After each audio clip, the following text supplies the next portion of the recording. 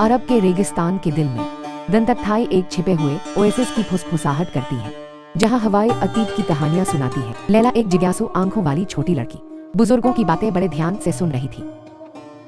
कहते हैं ओएसिस उन्हें रहस्य बताता है जो सच में सुनना जानते हैं।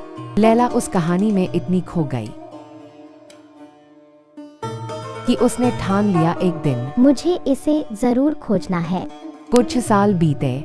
एक दिन निश्चय से भरी लैला ने अपना बैग पैक किया और सूरज उगते ही निकल पड़ी उस रहस्यमय ओएसिस की खोज में।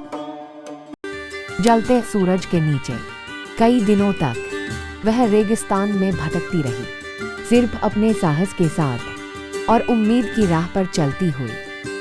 कई दिनों की यात्रा के बाद ओएसिस प्रकट हुआ, जहां रेत एक अजीब सी चांदी जैसी चमक में झिलमिला रही थी।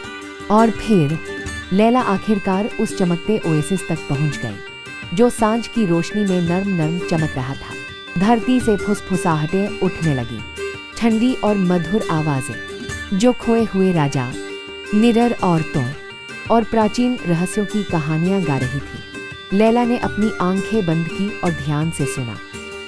एक कोमल आवाज ने एक गहरे रहस्य की बात की। रेगिस्तान की आंख, एक गहना जो ओएसिस के नीचे छिपा है और जिसमें भूला हुआ ज्ञान समाया है। लैला मंत्रमुग्ध हो गई। उसने रेत खोदनी शुरू की। क्या यही है रेगिस्तान की आंख? लेकिन जैसे ही उसने उसे अपने हाथों में लिया, फुसफुसाहटें और तेज हो गईं। बुद्धि कहानियों में है, खजानों में नहीं।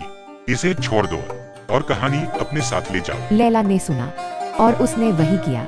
उसने उस रत्न को वहीं छोड़ दिया जहां वह मिला था। वह अपने गांव लौटी, फुसफुसाते ओएसिस की कहानी लेकर, एक कहानी सुनने की विनम्रता की और उस ज्ञान की जो दिखता नहीं पर सबसे अनमोल होता है। उस दिन से गांव वालों ने सीखा, कुछ रहस्य सिर्फ सुने जाने के लिए होते हैं, अपनाए जाने के लिए नहीं। और सबसे बड़ा खजाना वो कहानियां हैं जो हम अपने दिलों में संजो कर रखते हैं। Like, subscribe, and share.